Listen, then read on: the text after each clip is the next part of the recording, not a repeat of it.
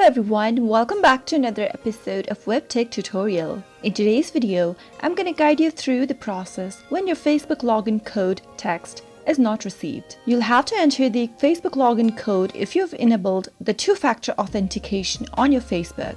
Even if you've entered your email and your password, you'll still need to prove via text code while logging into your account. So in this case, when you're not receiving the code, there are some things you can try out. Before jumping right into our video, I would like to request you to subscribe to our channel by hitting the subscribe button, and don't forget to press the bell icon so that you'll never miss another update from us. If you've enabled the two-factor authentication on your Facebook and while logging into your account, the application is asking you to enter the 6-digit code that has been sent to your mobile number and you are not being able to receive that, then the first thing to do is check the number that you've entered.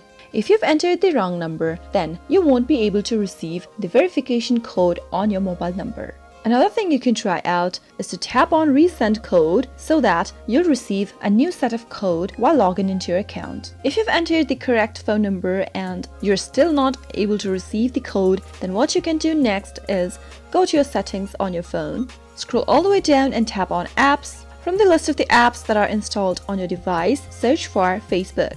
Once you tap on the app after you find it, simply force stop the app by tapping on the force stop button at the bottom right, and from the pop-up, tap on OK. Now, once you do that, go under App Settings, right here, and from this menu, tap on Permissions. Make sure that all the permissions are allowed, and once you do that, go back and try logging into your account one more time. If it still doesn't fix the issue, then go to Storage from the Users menu and tap on Clear Cache at the bottom right. Now go to the bottom left and tap on Clear Data, and from the pop-up, select OK. Once you do that, all your databases will be deleted from Facebook.